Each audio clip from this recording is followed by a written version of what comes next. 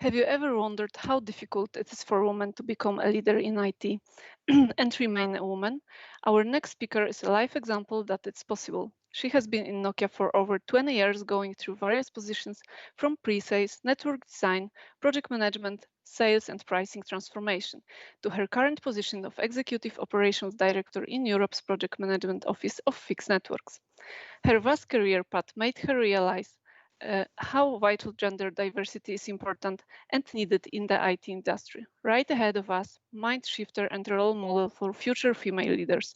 From Spain, let's welcome Beatriz Arias. Hello, my name is Beatriz Arias. I am your speaker for the topic, How to Become a Leader and Still Be a Woman. This is a lot for you to work on yourself. So I want you to take a piece of paper and write down as many questions and points for reflection that resonate with you. So let me start with the very fundamental basics. Leadership is instrumental to take an individual or a collective system towards success. But what is the definition of success? My favorite one is Mrs. Obama's quote. Success isn't about how much money you make. It's about the difference you make in people's lives. Would you think this quote is referring to one gender in particular? The answer is no. Then why is it that it takes us women more effort to be part of the leadership ladder still in the 21st century? After introducing myself, I walk you through a few key items that I believe are the very first steps to fix in your mind if you feel appealed by a leadership career build. So who am I to talk to you about this? Before I start, I want to play a bit with you. I want you to take your ears off and put on the ears of a recruiting VP. You're looking for someone competent and confident to enlarge your managers of managers leadership team. Would you hire me? From a career perspective, if you'd look into my LinkedIn profile, you'd see I'm today the head of operations for Europe in Nokia's Fixed Networks business group. Before that, I've enjoyed a wide professional career from commercial domain, where I reached a head of sales position for South Europe, to the delivery space, where I grew up from being a delivery manager into the role of operations, head of operations that I enjoy today. I run today the operations for a business size of more than 500 million euro. But as a woman, I am also a mother of 2 children, an only child of my elder parents, and a partner for more than 13 years after my prior divorce. You may wonder how relevant this information is for a professional type of talk.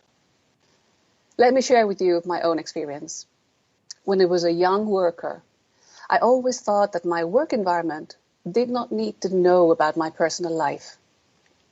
I was biased by thinking they'd see me as less professional. So, for example, at a job interview, I'd be fearing to get the question, do you have children? Or what is your marital status? One of the most important takeaways of my career is that first job is internal. It's about giving value to all that you do in life and showcase the learnings you've taken out of it. If it talks about myself, why not telling? We'll speak a little bit more about that later. So, in that same line, hobbies. My passion is to help people find out the very best of themselves. So I much enjoy exercising as a coach since I got certified back in 2012. Also pretty rewarding for me to mentor younger professionals and students. And as I am especially keen on people's development, my founding premise is that you need to start with yourself. So I added mindfulness in my daily practice 5 years ago. And in the same therapeutical line, I volunteered to expand one of my coaching professor's books, which I hope will be released before end of this year. Also, gradually during past 18 months, I've acted more and more as a designated speaker in various professional forums, most of them within Nokia. With this, what were the main challenges I encountered during my professional career? Remember, you're keeping still the hiring VP ears. Here's my story. Having got a telecommunications engineering education, I soon became used to be part of a minority. The ratio at my university was at 20-80. Obviously, I was part of the small 20% of female students. Already during my years of degree, I could notice I was not part of the techie gang that would enjoy spending hours and hours in front of the computer. I could learn on the hard skills, and I did learn to become an engineer. But still the flying question mark for me was, what's the purpose of this? And how can it make people to connect better and feel happier? So I felt privileged when I started as work student in Siemens by 1997, just 2 years before my university studies finished, and to work exactly on what I had studied, in the pre-sales department, translating the technical features of our solutions into appealing presentations for customers to buy. What you see here is an inverted pyramid, from the top first initial steps to the bottom actual position in my professional career. Now, when you look at a company's org chart, you'd say the president of a company is level 0. Following levels are called N-1, then N-2 further below, N-3, etc., etc. The reason why I flag this at the right-hand side is to invite you to notice that different skills and learnings are required at each level of the leadership ladder. So passion for learning and teamwork are essential skills you need to prove in your initial steps, showing you care for the bigger picture, and how you influence on it makes you a stronger part of the team in the eyes of your manager. Then, when I took my first managerial responsibilities, being the only woman and the youngest in the leadership team at the time, made me encounter several odd situations, like a subcontractor trying to overrule my instructions under the reason that he had more experience than I did, or a direct report of mine not willing to follow my instructions because he was in the team long before than I. There's one key message for you here. Boundaries for respect are set by you in first place, not your manager. Then when I became head of delivery, I suddenly became the manager of my colleagues. Wow, a quantum leap. This is what happens when you're in such a promotion. This requires a whole self-work to understand you are a different piece of the system now. In the same way as you cannot be in two places at a time, except for Schrödinger's cat. That's a bad engineer's joke. If you aim to remain being the same level of colleague, you'll be leaving your team leaderless, orphan. And it may happen that some of those former colleagues find it hard to accept or see you as their new boss as well. This is a joint job for everyone to understand that pieces of the puzzle need to fit now in a different manner. Or in other words, the puzzle has changed. When I became head of sales for services, I was again the only woman in charge of fostering services sales in all South Europe, evangelizing and convincing sales managers that they could earn more if they sold my unique portfolio items. So trying to get the attention on your uniqueness was a skill I had to develop big time. As transformation manager, I enjoyed for the first time, a corporate global role, cross geographies, but for a full business group worldwide. I was working in the disrupting organizational change that we were designing. So as part of any change, I learned the importance of politics meaning how to smartly defend your interest, your objectives, when the others are different or even opposite. In here, the ability to build and lean on a strong network is the killing factor for you to succeed or fail. Now, being for the past 3 years the head of operations in Europe has made me fine-tune my own concept of time's value.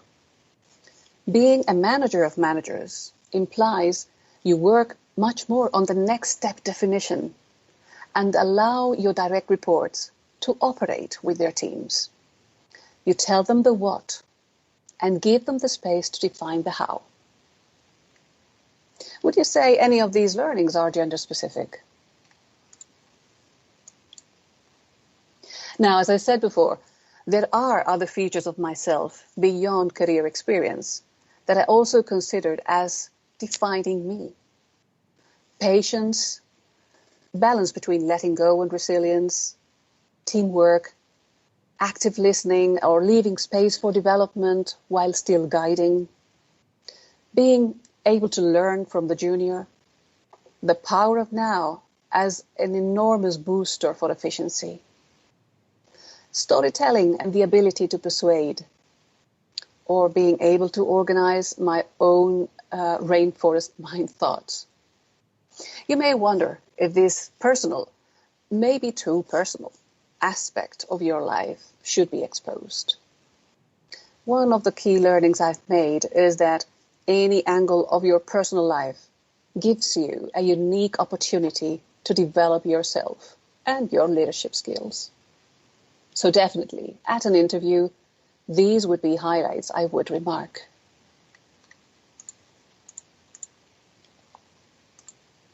Leadership ladder requires the ability to adapt to each step. Leadership skills required at each level are somewhat exponentially different. The upper you scale on it, the larger the leap from one step to the following. There is, however, some very important takeaways that you need to keep with you on all stages from day one, which is what you can see on the top left corner. It's never too early to begin to demonstrate leadership. The moment is now. There are leaders at every level. Watch out, you could be one. The higher you go, the more your success depends not on your individual competence, but how well you wear the mantle of leadership. The higher you go, the more relevant existing reference models for you to learn from are. So I spoke about the importance of having role models that you can relate to, fix for inspiration, or even consult in the face of challenges. I want to ask you now, what do you see here? A role model for life. Now, next game. Do you know the name of all these female leaders? Scan in your mind for 2 seconds. Try to remember as many names as you can.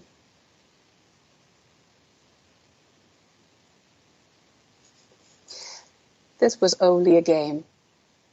The real message here is, which are the leadership attitudes you value most?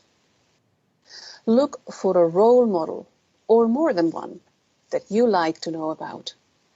It can be someone really notorious, like the women in this screen, but it can be also about women leaders in your nearby, not so public, who you admire. When you have a doubt, when you're in a roadblocker, ask yourself, what would this woman do? The interesting question for you right now is, do you want to be the next reference leader in your area? So, some key takeaways.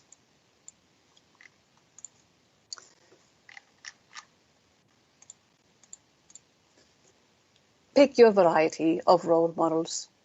Each one of them offers a unique angle of the mirror you'll be creating for yourself.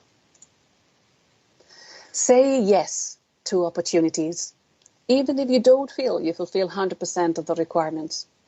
Let me tell you, if you would, you'd better be applying for the next level.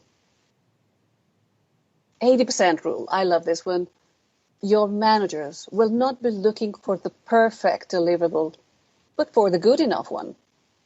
While you may be working hard days and nights to finish your stuff until 100% or 150%, other peers may be delivering at 80%. Good enough. Good enough to keep going and let your manager know work is being done. Make your job visible on a more regular basis. Find a coach and a mentor for every new leadership step you'll be encountering. No one arrives there knowing what to do at all times. And yes, you know by now, there's a whole lot of new skills to be developed. To give them space, you'll need to be able to release old ones that are no longer relevant to your new position. Build your effective network.